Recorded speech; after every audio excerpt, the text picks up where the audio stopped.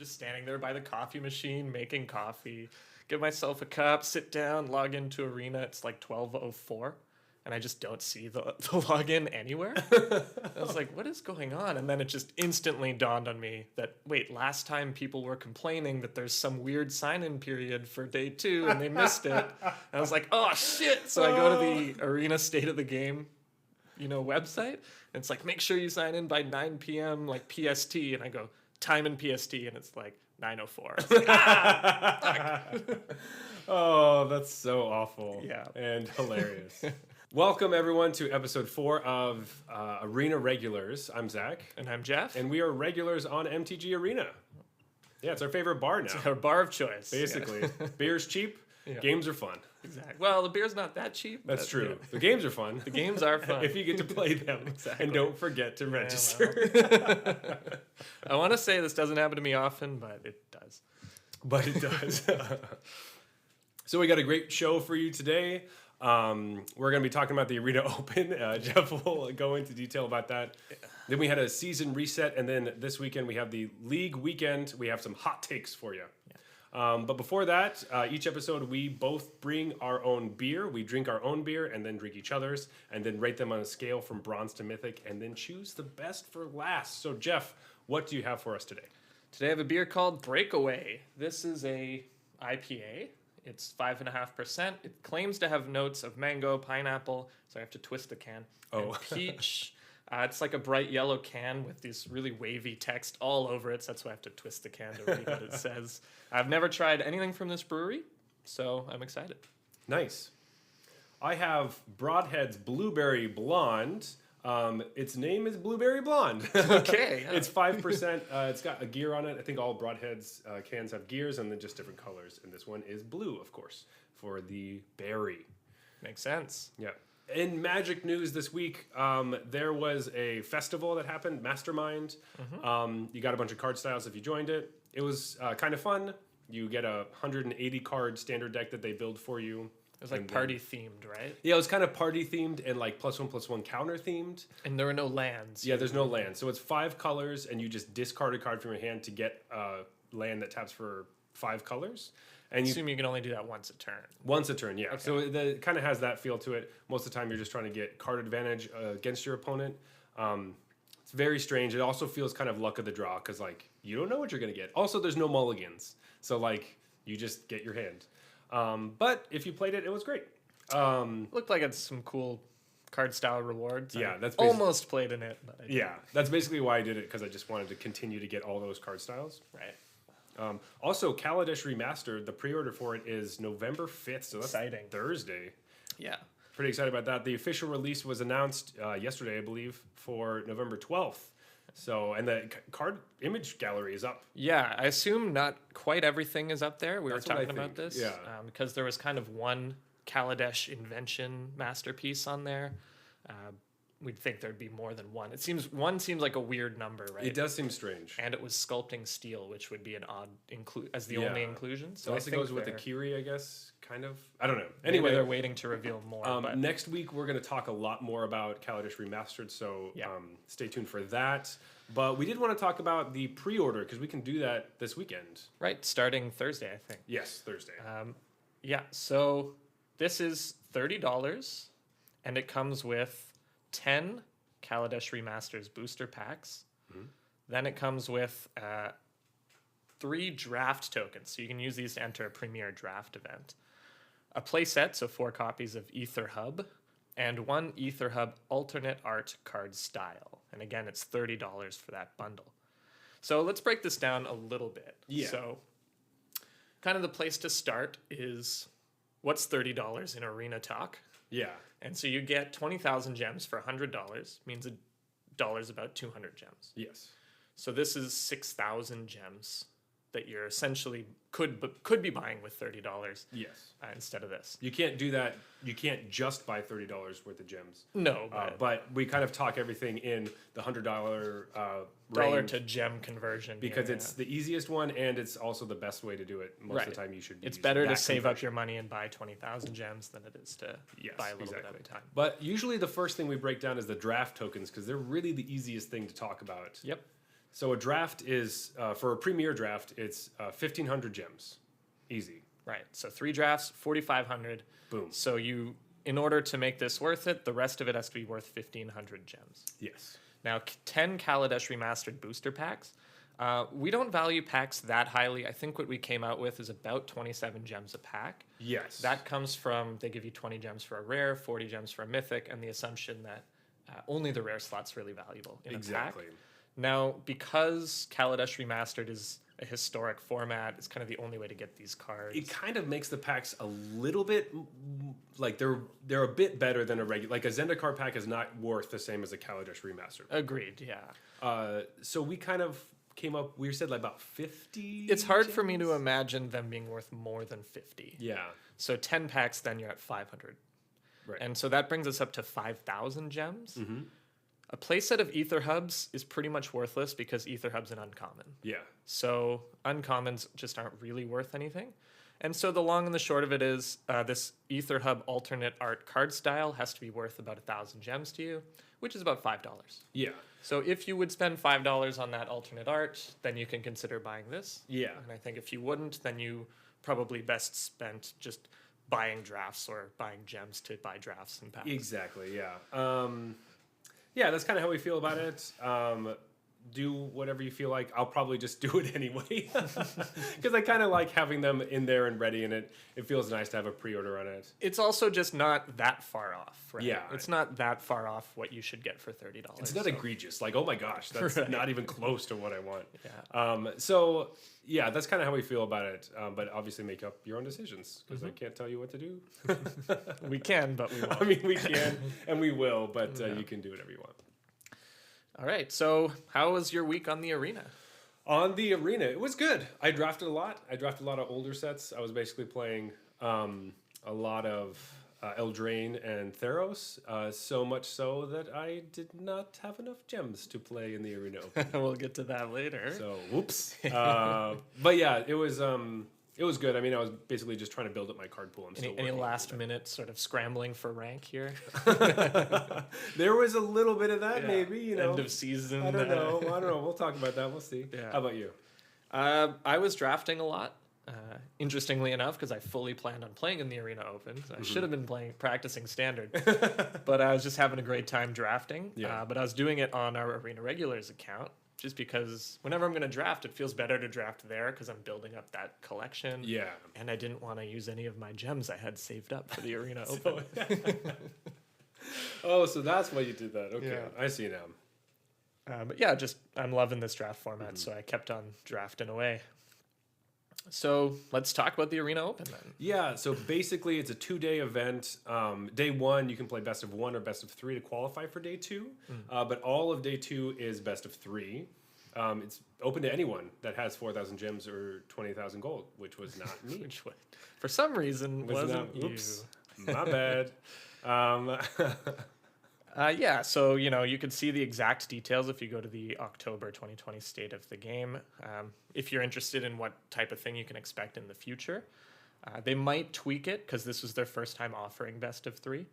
But essentially, make it to round 2, best of 1, you had to do 7 wins before you got to 3 losses. Best of 3, 4 wins before 1 loss, and then there are like various gem prizes for partial results, I call them. So. Yeah. The gem rewards for best of 3 were better, right? If you get to 3 wins, you had actually made gems. You got 5,000 for your 4,000 that you paid to enter. Whereas best of 1, you always lose gems. Even if you win all 7 matches, 7-0, you still only get half your entry back at 2,000. Yeah, so that's a little rough. So it depends whether you kind of want to keep playing or you're just only concerned with qualifying which one you'll play. Okay, so I guess we'll do our tournament reports. You kind of already gave yours. My tournament report was undefeated. Yeah, well, there you go. Yeah. A lot like my day 2 result. Yeah, so I didn't play. That's basically it. That's all I have to say about the tournament. I'm a little bummed just because, obviously it's fun talking to you about it. Yeah. Do you know what you would have played? I was going to play Grow Adventures. Nice. Just because I've been playing that list a lot. I was playing Emma Handy's list for a long time, and I didn't have another one really set up, so I felt a little I don't know about it. So I didn't feel great. So I'm kind of okay that I didn't play because I knew I was probably going to get smashed. But Oh, you never know. but yeah, I'm just happy that they have something like that you can do. So Yeah, it was great. So I did play in it. Normally, I would have some sort of crazy brew that I've been working on for like 3 weeks, and I think is good against the metagame, but it's not. That would be my normal thing to have at this point. But I didn't actually have that, so I kind of had dismissed the crazy brew I was working on already. yeah, And it was only a week before, so I didn't have a new one yet. So I decided, let's just play whatever we think is the best Bone Crusher Giant deck. okay, Because I think that's the best card. And so let's Solid. just play the deck that uses the best card the best. And so for me, it was between Gruul Adventures and Rakdos. And I decided, well, Gruul Adventures uses the card the best because it has, the Adventures theme. Yeah. Exactly. So I went with Gruul Adventures. I just went right on to magic.gg, deck lists, Ray Sato, because I know he went 11-1 with Gruul Adventures. yeah, And I copied that list. I made one change. I changed a card in the sideboard. I wanted another copy of the Akroan War because that's good against Gruul. So I knew there was going to be a lot of Gruul in this event, so I changed the sideboard a little bit to reflect that. But that's it. yeah. 74 cards of Ray's choosing, 1 card of my choosing.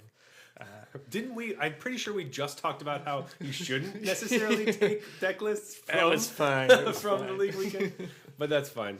Yeah, I probably would have done exactly. I just the think same his thing. deck was perfect. I don't know what I would have changed. I mean, going 11-1, like that's that's really good. And so then what I actually did is I went back when I had a bit of time and I found Ray's stream because every MPL player streamed their event. Right. Okay. And I just skipped to when he was sideboarding and I wrote down in each matchup what he was sideboarding. Interesting.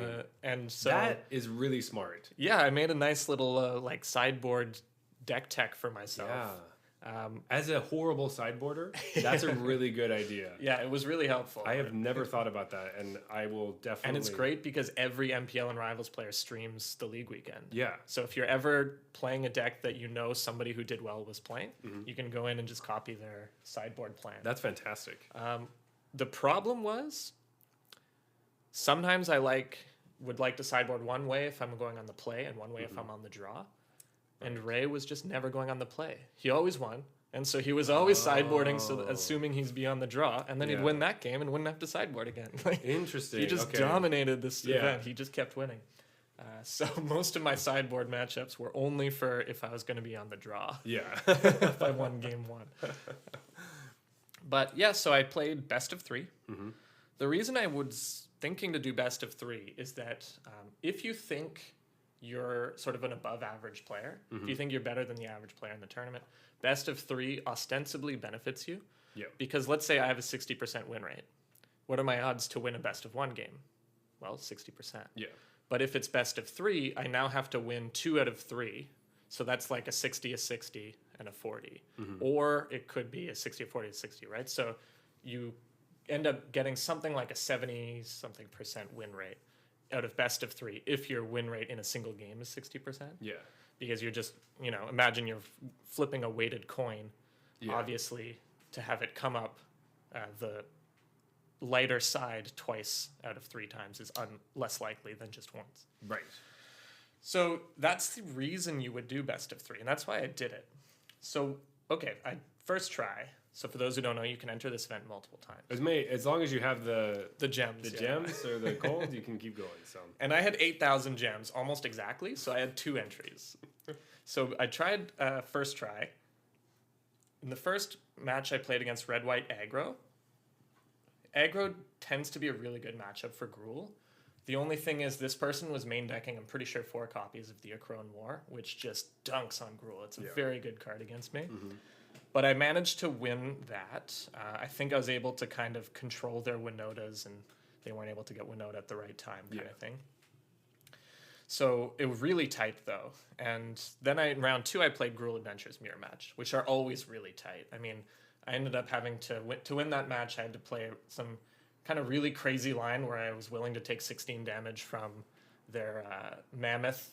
They had Mammoth, Fabled Passage, Embercleave, and I was pretty sure they had Embercleave, so I decided not to block and just eat the 16 damage And then I was able to win with Questing Beast plus Embercleave. Oh, So yeah, those are by nuts. like It's exactly lethal. I feel like most of the time when I see mirror matches, it's just like, or I'm playing mirror matches, it's just me watching them do better than what like all the things I wanted to do, you're doing. I'm like, Right. oh, that sucks. Oh, look how many cards they drew off their innkeeper. That's- Mine got stomped right away. Yeah, exactly. Wow.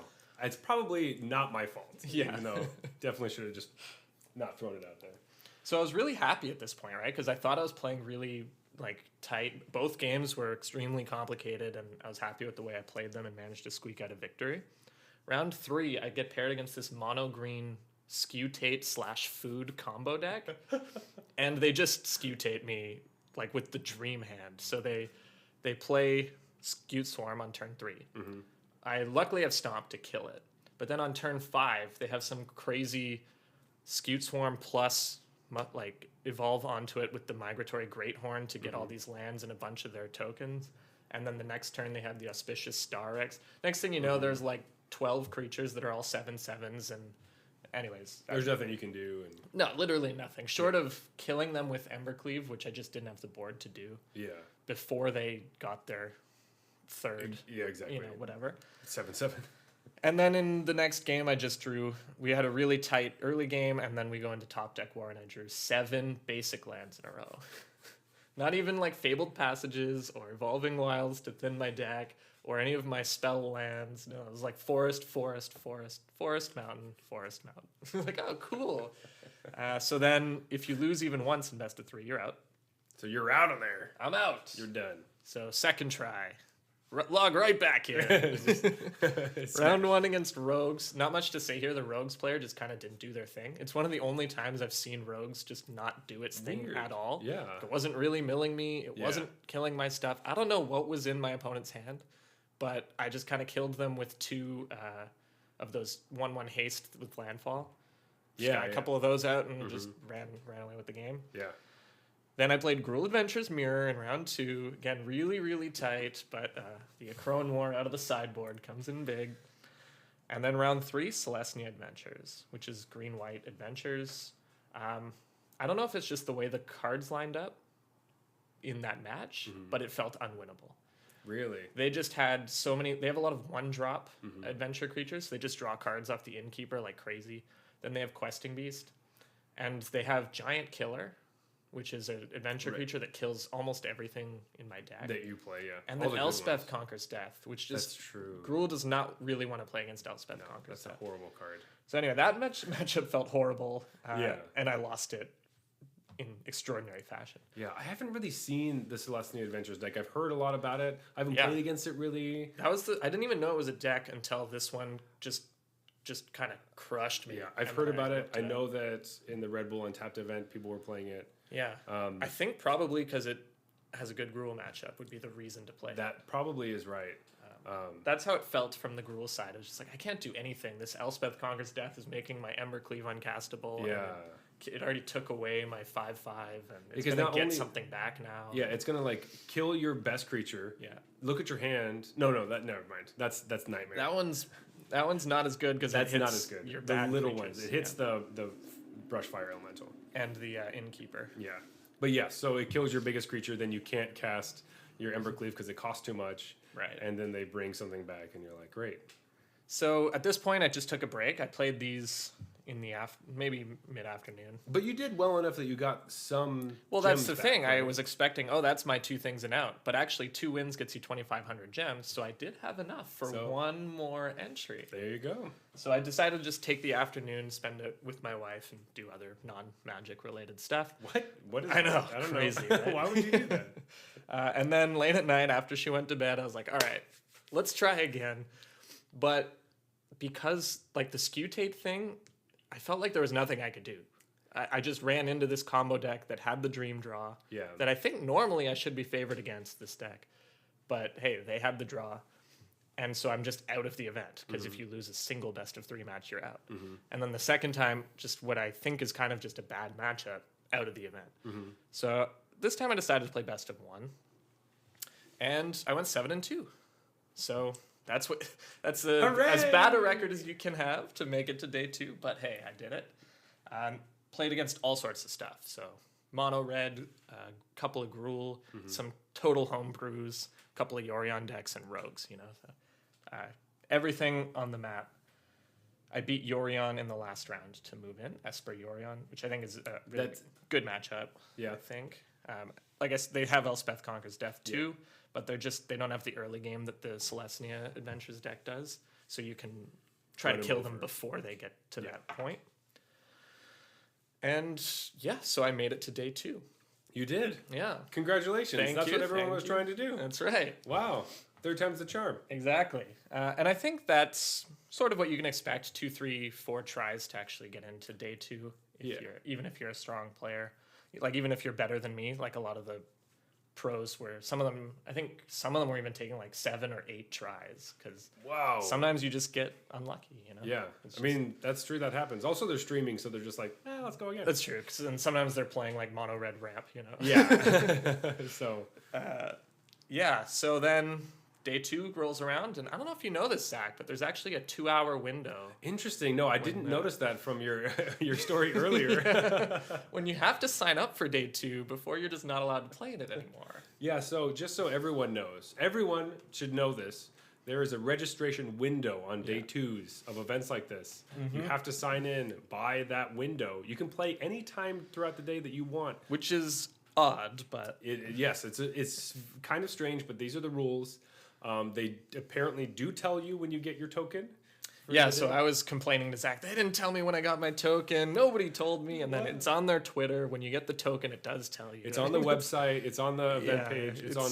So just make sure you don't just jump right through that stuff. Because honestly, if I'm playing an event, most of the time I'll just worry about day 1 and won't worry about day 2 because I'm assuming I won't. Yeah, and you just want a close battle to win an in. For me, I was 6-2. I have to win this to get in. Yeah, and so you're just like, yes, I did it. And thanks for my reward. Click. Yeah, and then you're done. So just make sure you know what the rules are for the next day so you don't miss it. Also, don't forget to set an alarm for that as well. Yes, that's a good idea. Just prepare your whole weekend. Prepare as if you're going to go to day 2. Right. Every time. Because that's kind of your goal, right? So why would you prepare not to? Yeah, and I was just thinking, because you can play it at any time, that there's no real reason to have this sign-in time, but who knows? I mean, I don't exactly know why they have that. Could be a legal thing because they're giving out money. Yeah, because you actually get like real financial prices, but I'm not exactly sure. Yeah. So, anyways, I had a great time. It was a bit of a feel bad when I sign in 4 minutes after the registration period. I get immediately just a Discord message like, "Oh my God, what happened? Me? Oh, this is the worst." But it's my fault, right? So it's not like this information was not available. Was hidden or anything, yeah. It was your fault. I won't make that mistake again. I won't make that mistake ever. There you go, yeah. If I ever get there. My pain is your... Yeah, exactly. It's just a lesson for me. Your benefit. But after finishing the event, how do you feel about like just the best of 1 or best of 3 format? Like, for day 1? Yeah, it's a good question. I think it is interesting. And from what I've seen in the talk of the community, it kind of goes... People go different ways. Mm-hmm. The thing about the best of 3 win rate is true, right? Yeah. The problem is that best of 3 is really unforgiving. Just losing a single match, which can happen to anyone at any time. For any reason. For a number of reasons, exactly. And you're out. Yeah. I think it's just too unforgiving. Yeah. Best of 1, I'm about to say best of 7. Best of 1, you're allowed 3 losses, 3 game losses, and you can have some wins in there and collect your head and stuff. So I think in the future I would play best of 1, not just because I happen to qualify with best of 1. I didn't with best of 3. But I think it is, if all you care about is qualification, I think it is the right way to go. You can play more queues faster. Yeah. Let's say you had infinite gems. If you happen to get knocked out, you can jump back in again faster. There were some people who claimed that they did some math on average number of wins if you just continuously played best of 1 and continuously played best of 3, and allegedly best of 3 is fewer. I don't know if I believe that, but because you need to win 8 wins in best of 3, and you only need to win 7 wins in best of 1. And ostensibly, you could lose you could lose 1 match in every round and go 8-4 in terms of games in best of 3 and play 12 games. I think I would play best of 1 in the future. The other thing is that, in my experience with this event, the first couple of rounds were kind of buys in best of 1. They were people who were playing literally like random commons. Like I think maybe even the color decks or something. Wow. Maybe I just got lucky, quote unquote, to run into these people. But from watching streams and stuff too, usually your first or second round is not a real deck that you're playing against. Interesting. So It doesn't mean you can't lose to it. I lost to one of these random homebrew white decks. Was one of my losses. Yeah. Well, because you don't know what's going to happen. Also, it's hard. Like, what are you playing? Like, Yeah. you can't really prepare for anything. So, yeah, just be ready for that. If you're going to build a deck or use one of the decks they give you, know that it's not built for this event. Yeah, so that is one thing I wanted to mention because Yeah. I ran into people that, I mean, they clearly had some rares and mythic rares that they threw in there, but it seemed like the deck was mostly singleton and Kind of like a mishmash of it wasn't focused and yeah, this is not really the event if you just kind of threw an arena account together recently. Exactly. Yeah, anytime there's actual money on the line, like people are gonna go hard. Right. And so just to avoid your own feel bads, if you're happy with bringing it and just You playing, just want to have fun. that's totally fine. If you can do that with your gems, that's great. Power to you. But you might be used to the play queues where you're matched against decks of equal rare counts or power level. Yeah, because that's what the play queues are. They just match you against other decks that have a similar count, like number of rares that you Right. So this will not do that. This is you're gonna be. You could play against anyone. You can play against pro players. Like you can play. You could play against the #1 ranked player in the MPL's deck list, Exactly. piloted by some guy who doesn't set alarms. Yeah. Well, yeah. You could play against Jeff. Yeah. Then you get your buy too. Yeah, exactly. So yeah, just keep that in mind for the next one that comes around. I don't know when the next one is. They don't usually announce them that far in advance, but they tend to be every 2-3 months, Okay. something like that. All right. So it will be into Kaldheim, close to Strixhaven, probably. I would say that's probably. What we expect. I might suggest that there's just going to be one like Kaldheim one. That would make maybe they Yeah. have 4 and it's in each. Yeah. That would make sense. Yeah. I could get that. But yeah. Anyway, Jeff, how's your beer doing? I need another one. How about you? I would also like another beer. And so with that, we're going to a beer break. Okay. Welcome back. Welcome back. Oh man, these are really fizzy. Yeah, I know. It happened to me too. Yeah, the first one got you, and this one definitely got me. And you've given me a blueberry blonde here. So. Yeah. Taste it. This is a breakaway IPA. Isn't it? Fruity notes of mango, pineapple, and peach. Okay. All right. Now I kind of understand what that taste was supposed to be.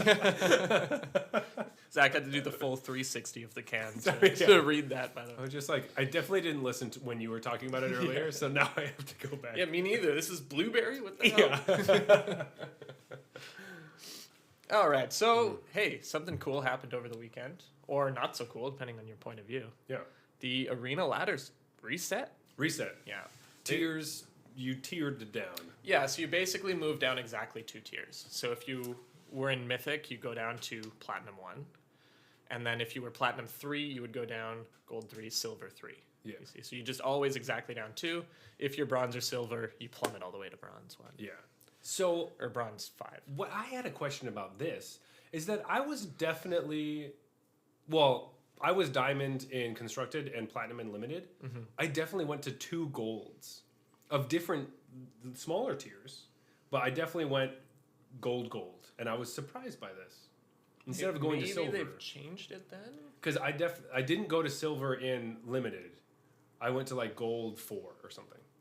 Even though Limited, you were only in Platinum. I was platinum I was around like platinum 2, I think. You should have gone to Silver. That's what I thought. Yeah. And so I was kind of surprised because I wanted to be in silver a little bit because it's fun. I mean, I really do enjoy being at a lower tier for a little bit and being able to just play. It's so just all over the place. It's great. Well, it's especially nice and Limited because you get to farm those gems. Yes. So you get to farm gems and Maybe a bit scummy, but you know. I mean, yeah. I mean, I feel a little scummy. It does feel better to be like, wow, that deck is 4 colors? Right. Okay. Or whatever. Interesting. Maybe they changed it. Maybe but they I changed- thought it was just 2 full. Because I was ready to be like, that's exactly what it is, but now Silver. I don't know. Now I'm like, I don't even know what's going on. Interesting. Or Maybe it's different in limited than constructed now. Or I just had a glitch. I don't know. Maybe you got spotted a few ranks there. They're like, hey, this guy needs to stay in gold. Yeah. He's a gold player. He's the kind of guy that tries to drop down to silver to take advantage of his opponents. Yeah. Yeah. Keep him up. Yeah. So I don't know. That was kind of strange to me, but yeah, resets happen every month in Arena, which is a lot of turnover. Yeah. It can be frustrating if you don't play enough to ever really get up to Mythic. Or it can be back down. well, yes, or it can be awesome because you get all this stuff each time they reset. Yeah, because every season reset, you get some sort of prize payout in gold and packs based on how well you did that season. Yeah, most of the time it's like you get to the gold goes up pretty quickly in like through silver and gold, I think. Right. But once you get to platinum, the gold stays the same, and they just kind of add an extra pack, I think. Yeah, I love how like your reward for making it to Mythic is like 5 packs. Yeah, basically. Come on, you can't give me a little more than that. I made Not it even to Mythic. Yeah, 5 packs is not even one rare wild card. Yeah. So like, give me 6 packs. Give me 1 rare. Come on, man. 1 rare of my choosing. But yeah, with that. But hey, it's all bonus, and it Yeah, happens every month. Exactly. So you get some free stuff. But with that being said, I wish they gave out some wild cards. That'd be cool. Just like a straight wild card. I would say keep your packs. Just give me a wild card. Just give me a We'll wild call card. it even. Yeah, I don't even need the other ones. I just want one just rare. Because in the packs, all I'm doing is like hoping that one of them's a rare wild card. Yeah, exactly. Yeah, and then so- you get a bit of vault progress. I guess. You're like, okay. Which now I'm doing that vault thing we were talking about before, Nice. which is it's the very- vault tip. I think I actually might need to stop doing it because I'm so focused on it. Like if I draft, I'm You like, just check. what? Oh, 142, 144. Well, maybe if I get this, then and constantly looking at it. Yeah. Maybe I'll stop doing that at some point. But it's I just cracked mine because it was at 201. So, oh, you lucky son of a bitch. I wish that I could do that. so how'd your season go overall, though? You said you were diamond and constructed. Yeah. So I was like diamond 3 in constructed and platinum 2 in limited. I'm pretty sure.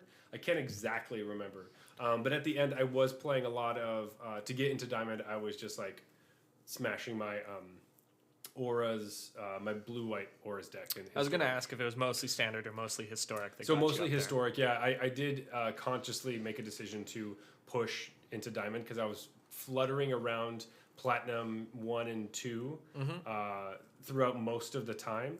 And then I was like, you know what? I'm just going to hit historic. I'm going to play a deck I know really well and bust through that roof. Nice. But what about you? Yeah, it was a great season. I finished platinum 3. I can't actually remember in constructed, which I think is like the lowest I've It's very finished. surprising to me when you said that. Yeah. Normally, I'm in mythic and constructed at least, and then sometimes also in limited. But That's what I assumed, but now I'm feeling a little bit better about myself. I'm like, okay, maybe I got a shot. Okay, I could do this. yeah, and then I was diamond 2 in limited. Yeah. So I played a lot more limited, a lot of draft. But then, as I said, when we made the new Arena Regulars podcast account, I kind of drafted mostly on that. So there was like the last 2 weeks of the season, I'm kind of just, was it 2 weeks ago? Yeah, episode 2 we made. Yeah, it was 2 weeks ago. So I was just kind of drafting on that, was the way I was playing Arena. I think I was pretty close to Diamond and Constructed, and then I decided to take our Spooky deck into the queues. And and guess it. Oh yeah, punched me down a few ranks. What did our arena account do? The Arena account finished in, I'm pretty sure I made it to Diamond in Limited. Damn. Or almost there.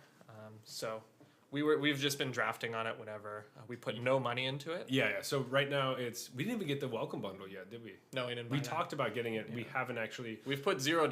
So it's $0 right now, and it's looking all right. We have most of the pathways. I think we're just missing a couple copies of 2 different pathways. Yeah. So basically, once we hit 10,000 gold from playing random games, threw that into a draft. I was lucky enough to go 7-1 or something like that. 7 wins in that draft to get 2,200 gems. It's because I told Jeff that if he didn't get 7 wins, that I was going to punch him in the face. He did tell me that on the Discord.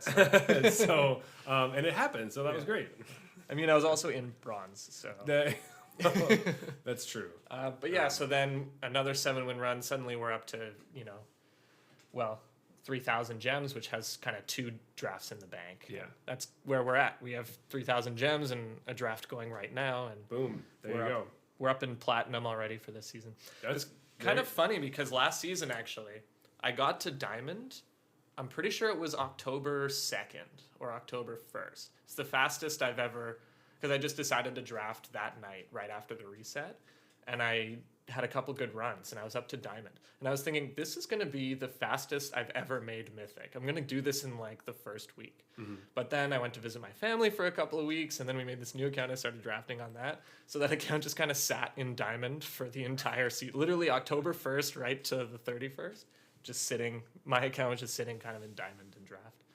Interesting. Yeah, so this is the first time in a while I haven't had a mythic account, so I have to kind of grind my way back up now. Yeah, you got to be. I mean, I have never been to mythic before. I hope I get to this year. There you go. Year. That's well, this year, yeah. Same thing, actually. Yeah, pretty close. But I would hope to at some point. It seems fun. People, you get to take a picture, you get to post it on your social media. That's right. That's really the only reason to do it. Yeah, and the extra pack, of course. Yeah, the extra pack is very important to me. But mainly the prestige. Yeah, and being able to say that I've done it. It is a good feeling. The first time when you have that game that you need to win, you'll lose it. Fuck. And you keep growing. And then you finally grind in. Because it is a... I don't like to use the word grind because I really do love playing Magic and like playing a lot of games. Grind is usually something you do because you have to. This is not really that. But it does kind of take a while. Right when you're in Diamond 1 and everyone you're competing against is also trying to make that leap into Mythic. Yeah, exactly. So it can be hard, but also, not saying that we can help you get to Mythic, but I do think that the more you kind of look at what's going on around you and the different decks that are out there and what the pros are playing and what's happening currently, those are kind of things that will help you find essentially what your opponents are going to be doing, so what you can do against them. Right. Is important. And one sort of pseudo tip I'll have for you is if you have some awesome brew you want to play, you're not playing that in Diamond. I mean, you can, and I have done it, but man, did it take a long time to get into Mythic with my random homebrew. Yeah. Instead, what you should do is look at getting to Mythic. You get to play this deck now, because now you're in Mythic, and you don't have to worry about losing rank, really. Yeah. And so now you should use this awesome homebrew as like your prize, right? So you're in Diamond 1, you're like, okay, I just got to play a little more Gruul Adventures. If I play right and smart, then I get to play this awesome Abzan Reanimator deck. Exactly. And you can drink as much as you want. There you go. Yeah. You get to Mythic, you get to play your new homebrew deck, and you get to drink as much as you want because it doesn't matter. Nothing's going to hurt you. Right. Right. So you already have it posted on your Twitter. So yeah. So you're not going to try to get number one or anything. You're definitely listening to the wrong podcast if you're trying to get to number one.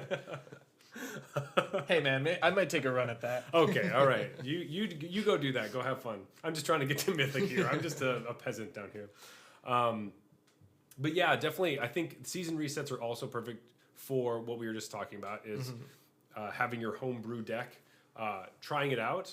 Not necessarily with because all the people you're playing are going to be all over the map, which is pretty crazy. Because just remember, when you go down to gold or you go down to silver or bronze or wherever, you aren't just playing gold players or silver players. Right. You're playing against people that also got knocked down.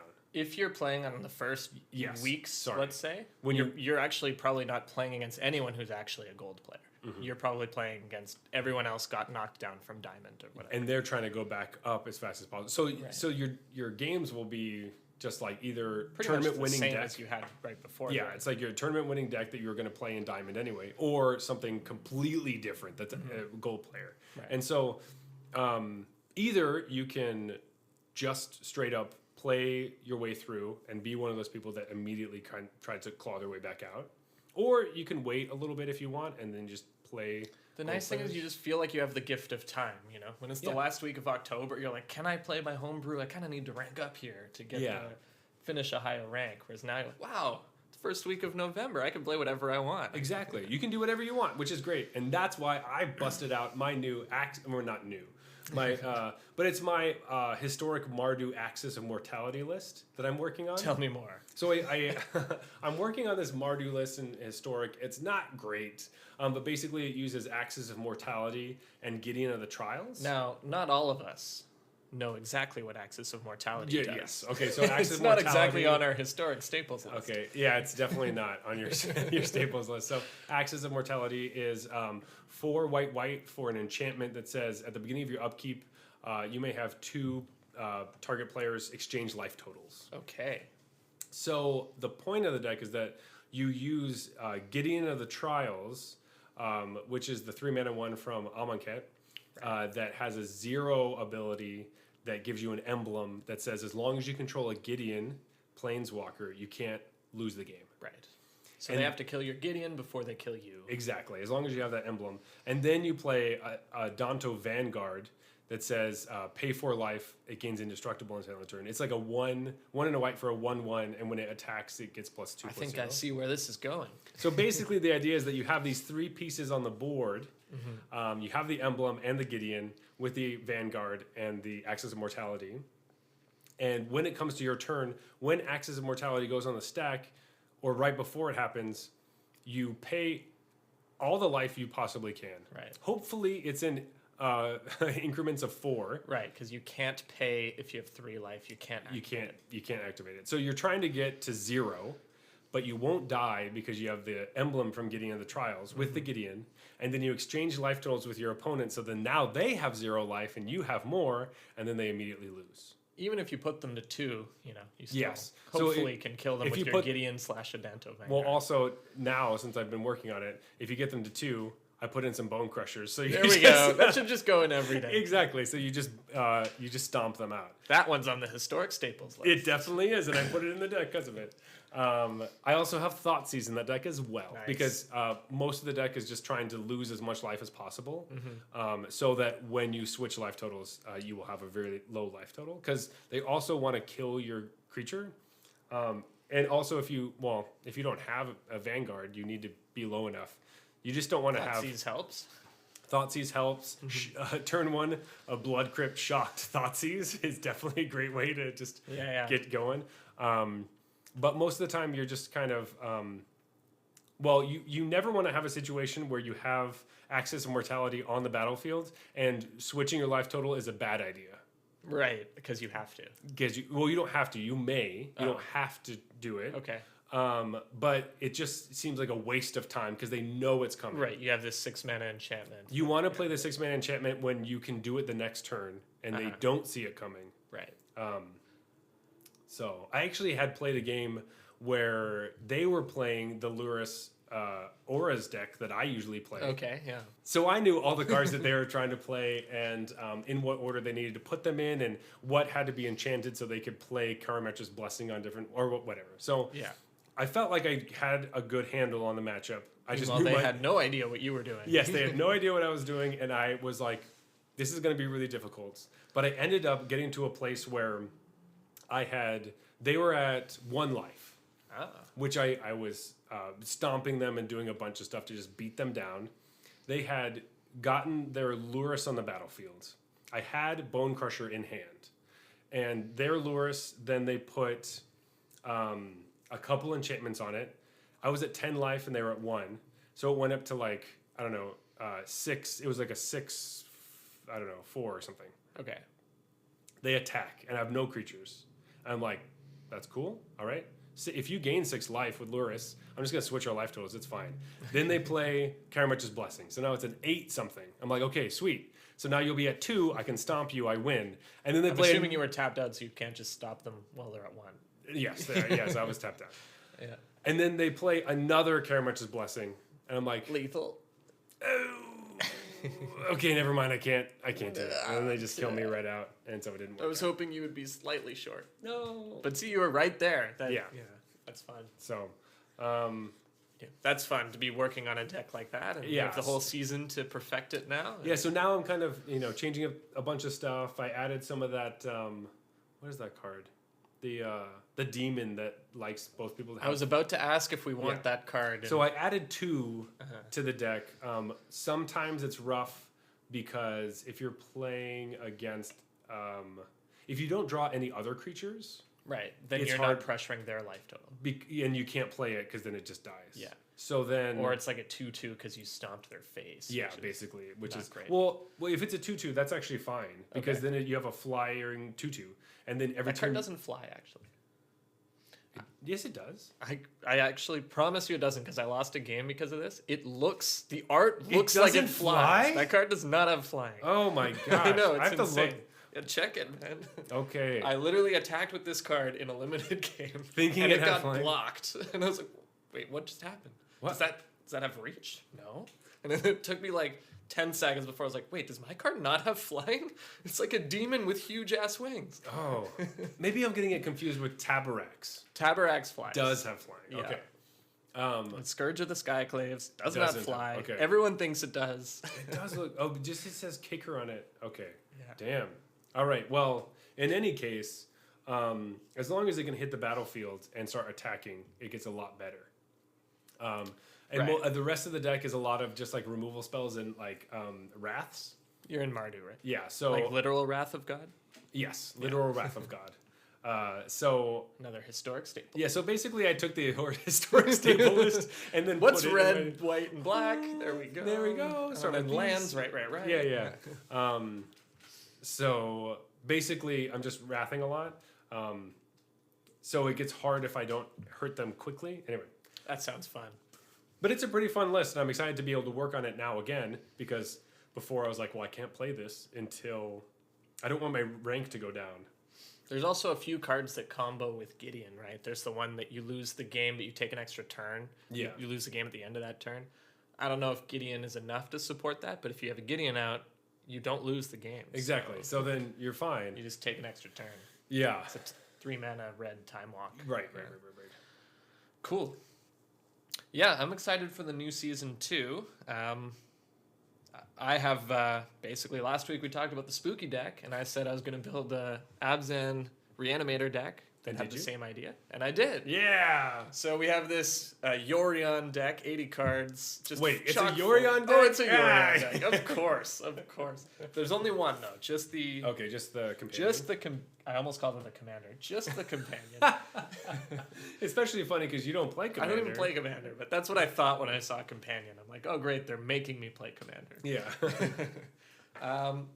Yeah, and it has all the stuff we talked about last time. So if you want to check out that episode, that's where the idea was birthed. But basically, it's self-mill and then a lot of reanimate cards. Yeah. Like Nissa reanimates, Nethroi reanimates, Eerie Ultimatum reanimates, and Agadeem's Awakening reanimates. So we just have a whole bunch of ways to reanimate stuff. I've played with it a little bit so far. I played against Gruul twice, Mono Red twice, which I think are not the matchups I really want to play. Yeah, probably not. And then Rakdos. I split the Gruul and Mono Red, went 1-1 each time, and then I just dominated Rakdos. They had no chance. They were like helping me discard my bombs to You're like, reanimate totally, against them. absolutely. Sure. Wait, you don't run any way to kill a Nissa without attacking it? Sweet. Reanimate this, Yeah. reanimate that. Oh, this is fantastic. Extra counter, play Play as list. Yorion, blink everything. Yeah. The really cool interaction is Nissa with Yorion. You just put Yorion into your hand for 3 mana and then put it immediately into play with Nissa's ability and blink the Nissa to get all her counters back. So it's sort of like, And then you can also do another ability on Nissa. well, next turn because Yorion blinks at end step. Oh, you're right. You're right. Yeah. Sorry.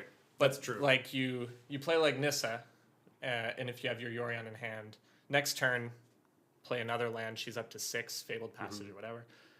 Just put Yorion in your hand for just 3, and then it's kind of like the just straight companion mechanic because Yeah. you're kind of putting it right into play, but for 3 mana instead of 5.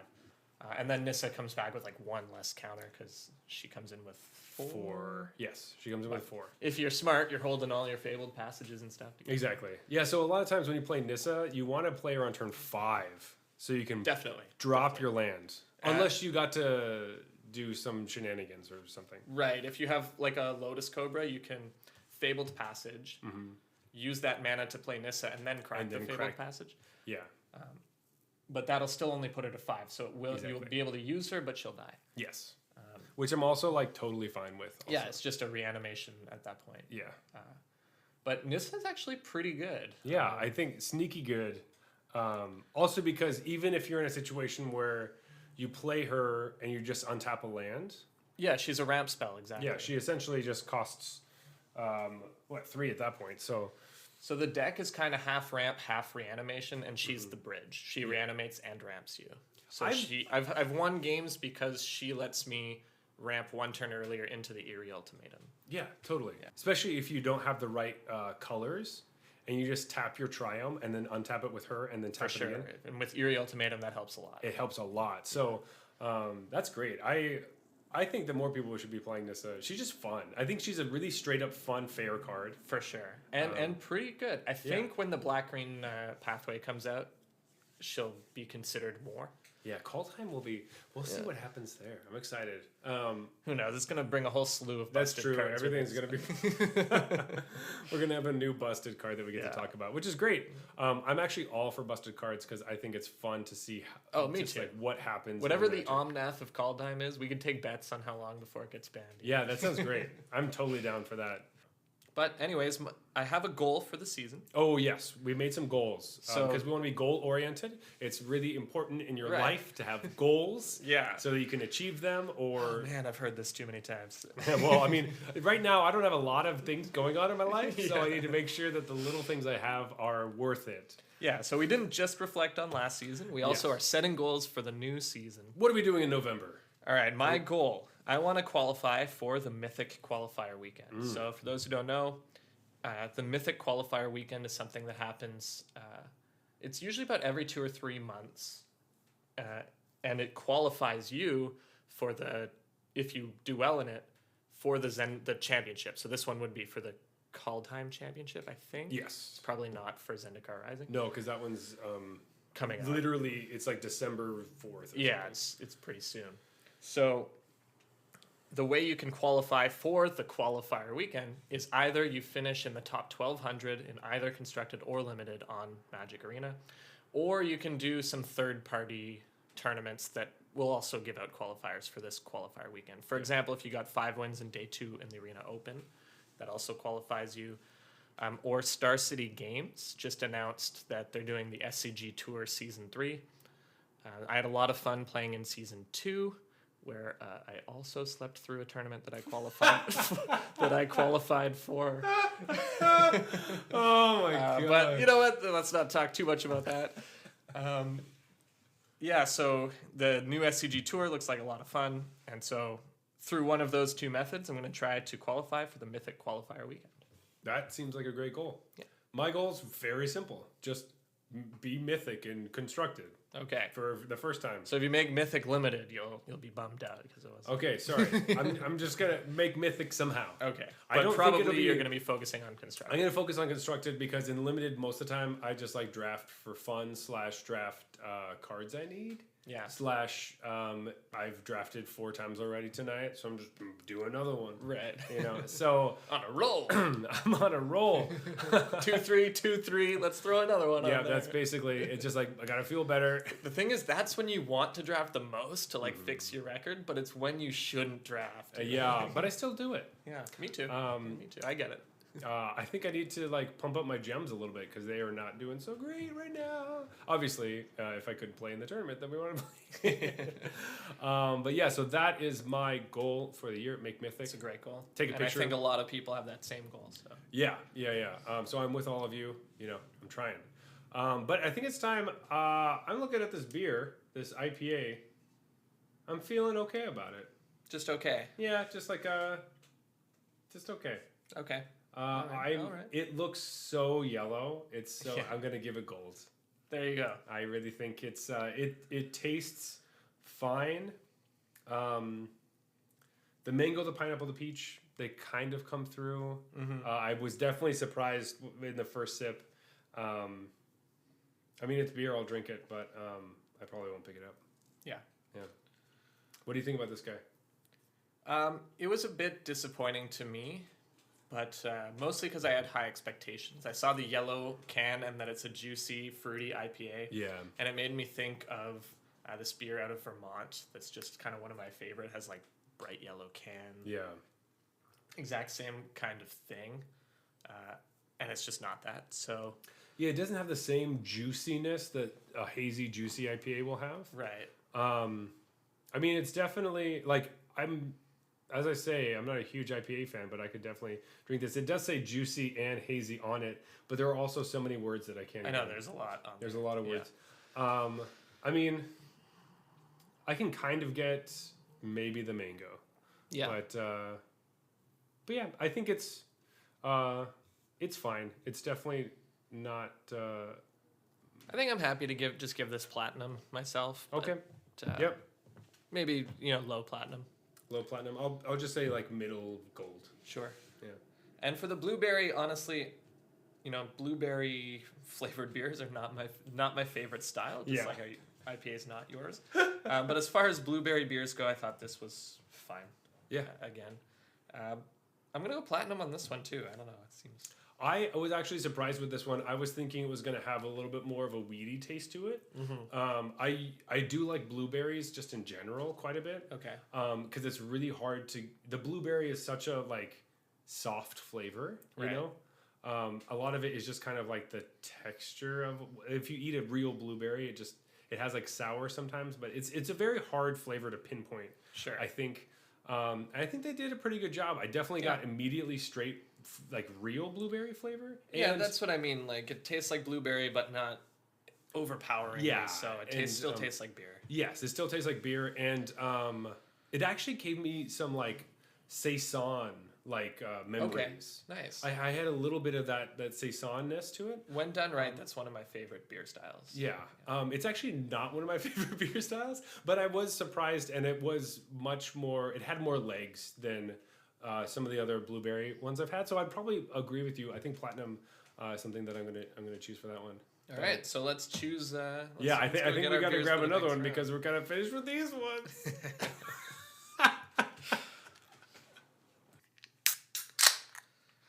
So, what did you go with?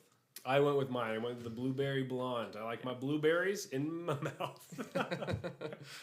Yeah, I gotta cut that out. No, that's fine. This feels like a weekly thing now, Zach. Mm-hmm. Okay, I went with the IPA. And this wasn't so much a comment on the relative qualities of the beer, just my preferred style. Yeah.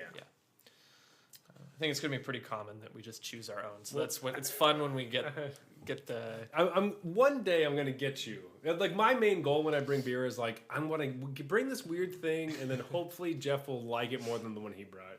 Yeah. But if you don't, I'm kind of expecting that. I can tell you, there's no chance of that happening next week. So. Interesting. Okay, well I'm gonna have to think because you're kind of big on your next pick, and I don't have anything in mind, so I'm gonna have to figure it out. But right now, we are talking about the league weekend that is happening this weekend. Yeah, I'm really excited for this. So, for those who don't know, didn't listen to last week's episode, the league weekends are basically your regular season games for the MPL and Rivals, which are the professional leagues for Magic. You can, if you want a full breakdown of how everything works, just go check out episode 3. But that's all you really need to know for this section is that this weekend... Each player is going to play 11 matches in the MPL or Rivals. And is it 11 or 12? I think last week it was 12 and this week it's 11. Oh, interesting. Because when you have 24 players, that means you have 23 opponents. Correct. Play okay, that makes sense. All right. I'll listen to the math guy on that one. Yeah, so basically they're going to play 11 matches. They get 1 point for a win, 0 points for a loss. And this goes towards their ranking in the league. Yeah. Okay. So what are we doing?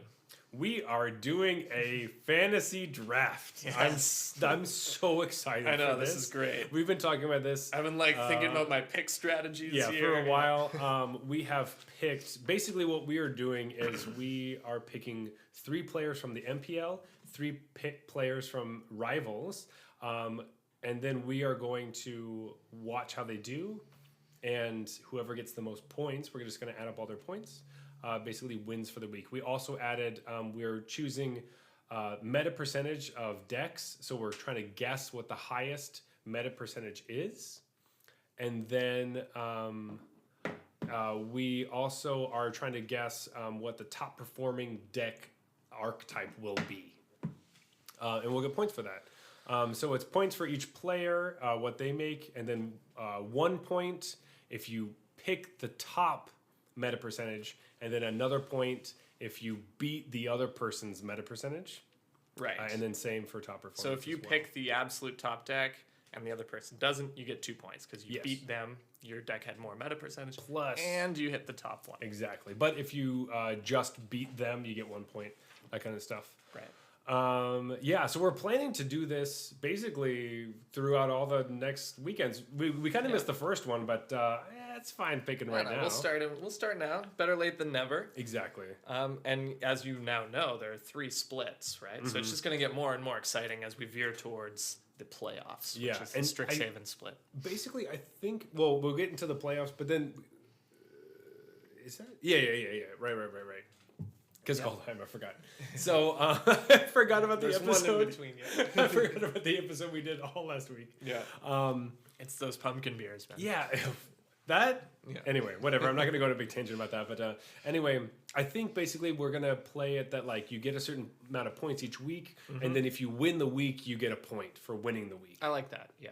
And then whoever wins the most weeks wins the, I don't know. What did they win? Eternal Glory. I put that right in the show notes. Oh, right. Eternal. See right there. Yes, Eternal it's Glory. in blue. Eternal Glory. It's in my color. I was thinking just like a 6-pack or something. Well, my friend and I do have this bet. If we're talking about the whole season. Okay, yes. We have this bet we call it Weird 2-4. So for those who live outside of Canada, a 2-4 is a case of beer. It's 24 beers, we call it a 2-4. Yes, I did. This is something I had to learn when I came here. Yeah. We throw it around like everybody knows. Yeah. If we lose a bet, we buy each other the 24 like weirdest beers we can think of being in a pack and just gift that as a pack of. Interesting. It's called the Weird 2-4 bet. This almost makes me want to lose. Yeah. Then I get to pick all these weird beers you got to drink. Yeah. Oh, I just get to stock your fridge with bullshit? Yeah. Okay. Really, just the weirdest shit you can. Then both people have fun, win or lose. Ooh, that sounds fun. Also, I'll probably be around to like make you drink them with me. So that's right. It'll be more blueberries, I'm sure. More blueberry stuff, more whatever random thing I find. Perfect. So I think Zach's now changing all his picks. Yeah, I'm furiously looking and debating on if my picks are right, what I should do. But yes, there are no bad picks in the MPL. Probably all your picks are going to be bad. So we basically have to do this where we start off with coin flip, right, to see who gets to pick first. I have it right here. Okay. So since I'm flipping, I guess I'm pushing this button on my smartphone. We're really using a smartphone for a coin flip? Okay. Do you have a coin? I do. Okay, then. Wait. I definitely... I just noticed we didn't have one ready, so... I should have got it earlier. Please hold while we fetch a coin. Okay. I got a toonie. That's a real... all right, I believe that. Okay, this is a real coin flip right here. Yeah. Okay. So you're flipping, so I get to call, is that correct? Exactly. So you get bear or old lady. That's what. How rude. That's what people say, right? Yeah. Okay. So what do you say? Heads or tails? Tails. Heads. Oh man. Okay. But tails never fails. Yeah, but heads Was that all a always lie? wins because it comes up heads. Huh. I never heard that one. It doesn't quite roll off the tongue the same way. I think I got to keep this toonie now because we're going to use that probably for. You got to use that to buy me my weird 2-4. Oh, that's rough. Okay, so with my first pick. So we're going to first pick 3 members from the MPL, right? Yes, we're doing MPL first. I get to pick first. Okay, this is interesting. I do think I am going Paulo Vitor Dama da Rosa. That's an excellent pick. That is my first pick. He played Rakdos mid-range. He got 9 points. Oh, thank you very much. He is the best player of all time, I think he is in closing in the kind of talk about it, so I thought I'd take him. All right. Well, that was going to be my first pick. Yes, I did it. That's exactly what I wanted. That's what I thought. Yes. But now I got to hit you in the feels. I'm going to take Autumn Burchett. Oh, okay. That's fine. Because I know you wanted them. That's, yes. Basically, and that they're a great player. Basically, I wrote it down that was like, I think Jeff's going to pick this person first. So then I'm going to try to pick them. And then I know if they don't, I'm going to take Autumn. So that means I think my second pick, I am going with Reed Duke. Oh my I'm taking Reed Duke. You're just taking the people you know I want to pick. I know, but that's my next pick. Okay. I'm going Okay. for it. Well, I wonder if you'll know that. Okay. Now I got to go in the think tank. I didn't expect the draft to go this way. Yeah, I was hoping the draft would go this way. Well, yeah, it's all coming up Millhouse for you. I'm having a great time right now. You know what? I'm gonna select Seth Manfield. Okay, all right. There we go. That's a solid pick. I'll say that's a good pick. This last one's hard because I have a couple like shots possibly, but I don't know. I think I'm gonna go with something I feel a little bit safer about. I'm gonna go Brad Nelson. That's a good one. I think Brad Nelson is what I want. We're just furiously updating the show notes. Yeah. All right. So I had my wild card ready. I'm going Ken Yukihiro. Oh, I was thinking about Ken Yukihiro just because I know that you like him. He's gonna bring something fun. I love it, and he's the wild card. He's a very good wild card, I'd say. But I feel really good with my picks right now. But you get to start us off with rivals. Okay. Well, I think if I get the first pick in rivals, I'm gonna select Luis Scott Vargas. Okay. That is solid. Yeah, I think that's great. I'm gonna take Stanislav Sivka. All right, so we took 2 of the 3 people tied for first place. Basically, yeah. And I was kind of thinking you might take LSV, and so I was like, you know what? I'm gonna get PVDDR, so I was like, I'll give you that. So that was your plan, right? That wasn't even on my list. If you go second, you take LSV first. Basically, I knew that. Like, I was like, I'm pretty sure he's gonna take LSV or PVDDR, so I'm gonna pick one of them. Okay, well, I got to go with a Canadian connection here, number 2, which means either Jacob Wilson or Alexander Hayne. I'm going to go with Jacob Wilson. That's what I thought. I didn't put him on my list because I thought you were going to take him. Yeah. I think I'm really interested. I'm taking Kenji Egashira. Oh, nice.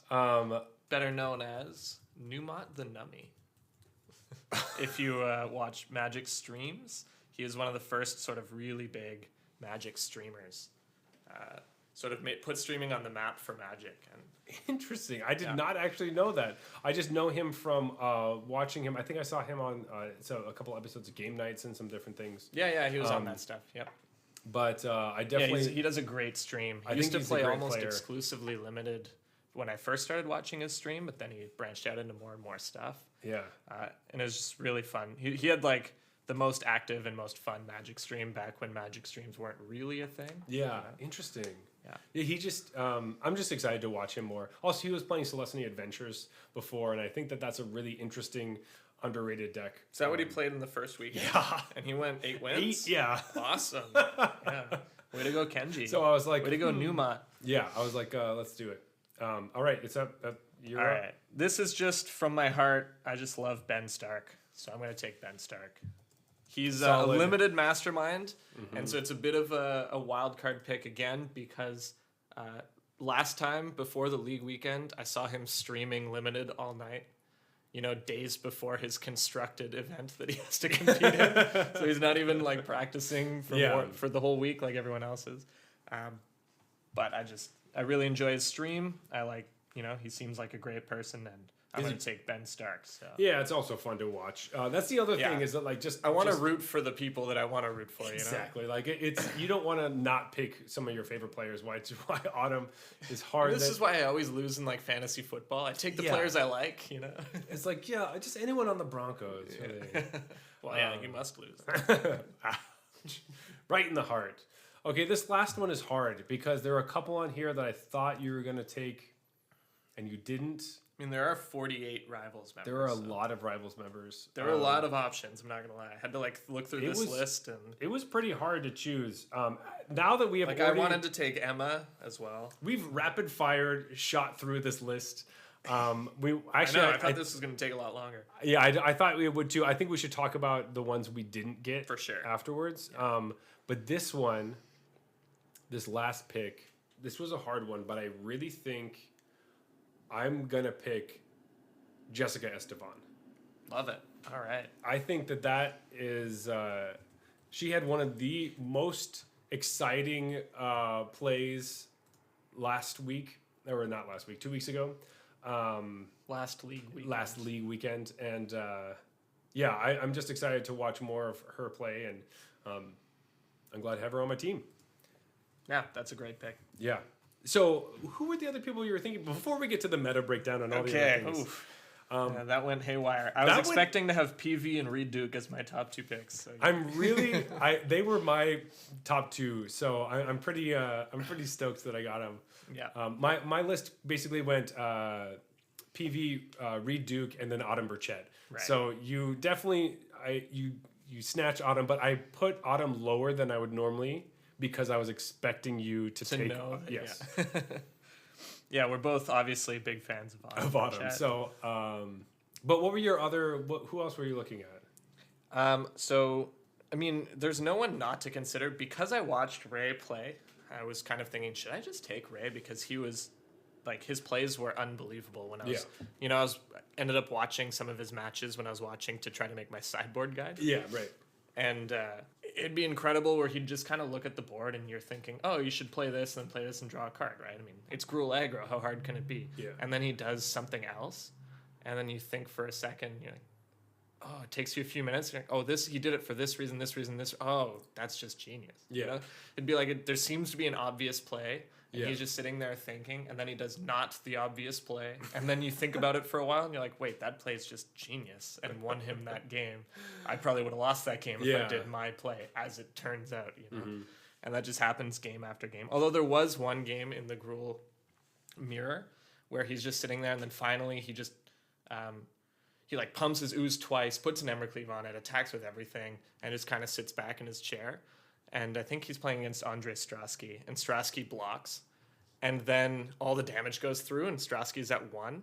And Ray just like sits up in his chair and like holds his head, his eyes go wide. He just miscounted by 1. He just like he counts lethal very fast and then just does it. And it worked in like 11 of the 12 matches I watched. But in this one, he's just like sits. Oh no! He ended up winning that match, but he just sits up like, I can't believe I just like didn't add to 12 properly. You know? Like, my opponent's that sounds like me. Yeah. Exactly. It's comforting being like, wow, the guy who's in first place in the highest tier of competition does that sometimes, you know? So, and notably, the reason I specifically didn't pick him is because I know that he was at the top, and I know people are going to be gunning for him and his deck. Well, I happen to know that he played mono red in the Arena Open. Okay. I don't really want to... I don't know how I feel about mono red, so I was a bit worried he might play mono red this weekend. But just so everyone knows, he was definitely on my list, and I was looking at him. For sure. If he's ranked number 1, you got to consider him. Obviously, I was considering him. I watched him play. And yes, and I was definitely thinking that you might consider him. But I was also thinking, you know what? It's hard being at the top, and people look at you, and there are a lot of things people start to think about because of that. Not only I should build a deck like that, I should play that deck, or I should play the deck that beats that. I should do this because a lot of people are going to bring it. It gets really kind of meta at that point, really confusing in your brain. So I thought I'd just gotta drop out around there. With that, I was thinking of Raphael Levy, actually. Who's one of my picks. I was looking at, but my ace in the hole, not ace in the hole, but like my random pick, wild card pick? Wild card pick was Shahar Shenhar. I love how a 2-time world champion can be considered a wild card pick. You know? Yes, just because, I mean, he has 4 points right now. He was playing Dimir Rogues before. He's a little bit lower on the list. I think that some of those lower, quote-unquote, lower tier feeling... Yeah, people near the bottom of the league. Have some really good shots because people aren't looking at them and because they have space to eat, right? Right. I don't think that the top players are going to just like steamroll through. I really think some of those middle ones will. So I was looking at him.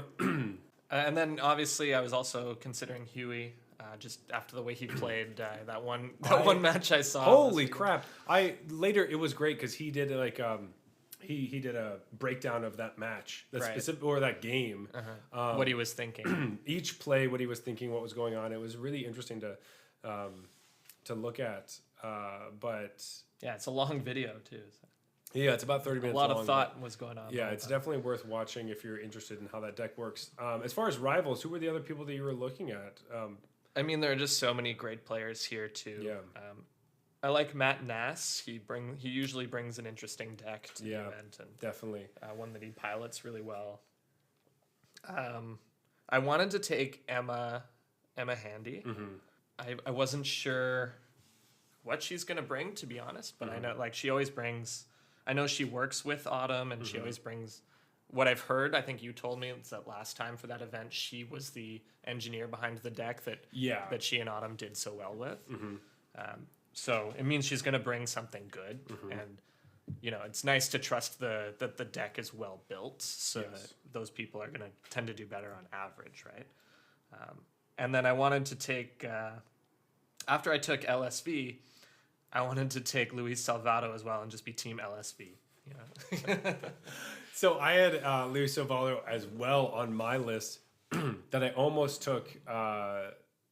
Not only because I know that you like Luis so much, Salvato, but because he's a fantastic player, and I liked watching him play he was playing Rakdos midrange. That's the other thing, and Rakdos midrange is now a player in standard. Exactly. So I was thinking maybe that would be a branch over, but I just thought, some of the other picks I had, I liked them better. There's just so many great options. It's hard to Rivals go wrong. Is actually pretty hard. Yeah. Not that the MPL is easy, but Rivals can be pretty difficult because there's so many people. Yeah, so many great players. Yeah, I also had Emma Handy on my list, and the other person I had was Ivan Flock. I was just interested in watching more of what he does. I think he's in a good spot. I remember watching him win a pro tour years ago with this blue-white do-nothing deck, and it had this artifact that you could sacrifice it to gain 5 life and shuffle your graveyard back into your library. What is it? Something immortality. Elixir of Immortality. Yes. And it had Sphinx's Revelation, which is X white, blue, white. Draw X cards and gain X life. Yeah, which is just sit there cycling through his whole deck forever till his opponent just gave up hope. I don't know what his win condition was, but just outvalue, I guess. Yeah, and I remember thinking okay, this guy's just gonna sit here and cycle through his deck and win the pro tour. That's awesome. That's hilarious. I don't know if I'd want to play against Yvonne on this deck. But yeah, it's pretty fun to watch. Yeah. Really excited, but we got to get to metagame decks. Yeah, so first of all, I just want to say I think our excitement really blasted us through this segment, and it was really something I was looking forward to, and I'm glad that we're going to continue to do this. But it's just like when you fantasy draft anything, right? You're just spend all this time decide, if they do this, I'm going to do this. Exactly. And it's especially fun because there's only 2 of us, so we kind of know each other a little bit. So I knew that if I picked certain people that it would make him scramble. That's apparent. But yeah, so metagame breakdown. For these, we can both have the same choice. So I would like... so it doesn't matter. We can set them in whatever order we want. But what do you think is going to be the highest metagame percentage? The most decks that people will bring will be this deck. I'm going with Gruul. Yep, I'm going also with Gruul. Yeah. I think it's just the best deck in the format. It's the biggest target on its back. And, this is a deck I think that you have to it's not so good that you have to convince yourself not to play it, but I think there is an element to that. Exactly. If you're going to play something, you have to worry about, am I good against Gruul? Should I just be playing Gruul? The deck is just very, very strong. It's just full of high-powered cards. Yeah. It makes the best use of the land split spells of any deck, I think. Yeah. And those are very, very, some of the most powerful cards. Really the best mythic ones are kind of the red and the black ones. Yeah. And so you can see those 2 popping up in the Rogues and the Gruul Adventures deck. And Rakdos. And Rakdos, right? So, but that goes to top performance. What do you think is going to be the top performing deck? All right, I'm going to go with Esper Yorion. Ooh, interesting. Okay. So I feel like if I just choose Yorion, I have to specify. You do have to There's specify. a lot of different options, at least So, the color combo. Specifically, is this the Doom Foretold? I'm thinking Doom Foretold. Okay. Yeah. That's a pretty So rough We can matchup. write in Doom Foretold if we want. I'm fine with Esper. Yes, that's probably how they'll break it down. I think that's good. I think that's a good. Taking a bit of a gamble here, because as I think you're about to say, it's not the best against Gruul.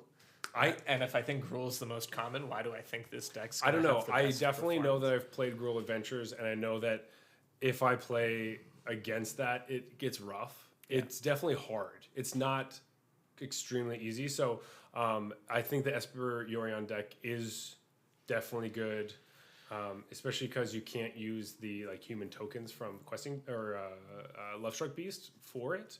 So Right. you're just getting rid of good cards. What I think is basically why I'm going with this is because I think Yorion did so bad in the last league weekend that people are going to forget about it a little bit. Like, obviously, they're going to know that Yorion's still a strong deck. They're going to prepare for it a little bit. But I think last weekend last league weekend, people were over prepared for Yorion. This league weekend, they might be a bit under prepared. And it'll kind of bite them in the butt. Yep. I can see that definitely happening, and people being more prepared for Gruul Adventures. So my top performance deck, I am going with Rakdos midrange. Nice. I do think that Rakdos actually has a pretty good matchup against Gruul Adventures, in my Yep, it opinion. does, yeah. If as long as you can make sure that their card advantage is down to nothing, it really hurts them. From playing against, it's kind of this weird, playing from the Gruul side, it's kind of this Yeah. weird thing where if you resolve the Great Henge, you basically beat them. Yes. But it's hard to resolve the Great Henge because they kill everything and make you discard stuff.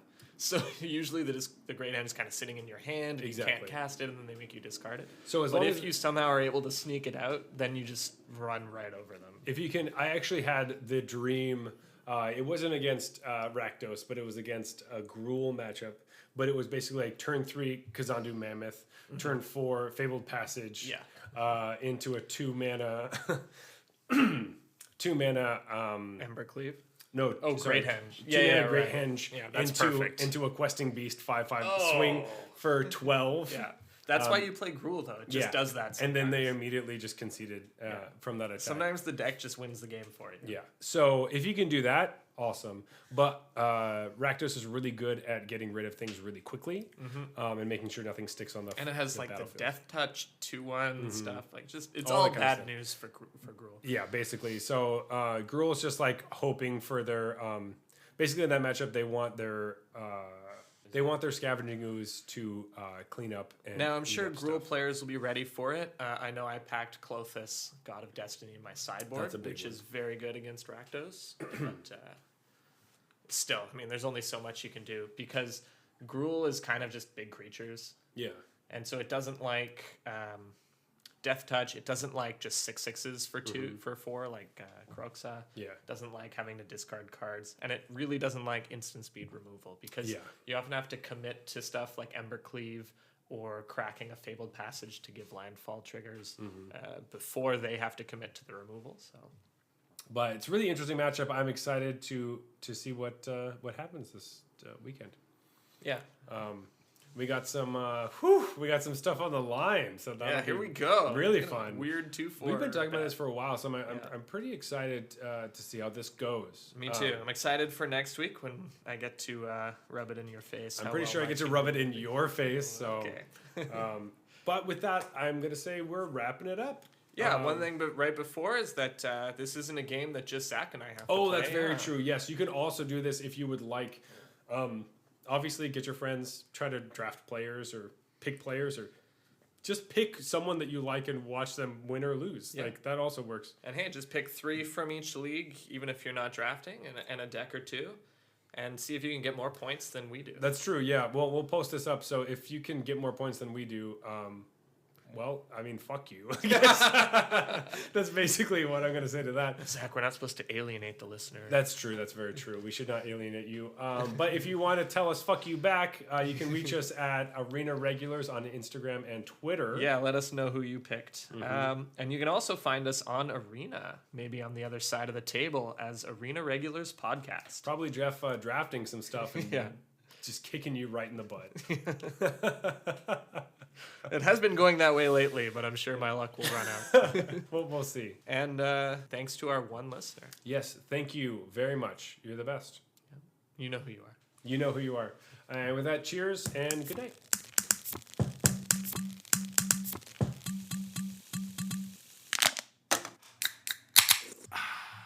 All right, that's fine.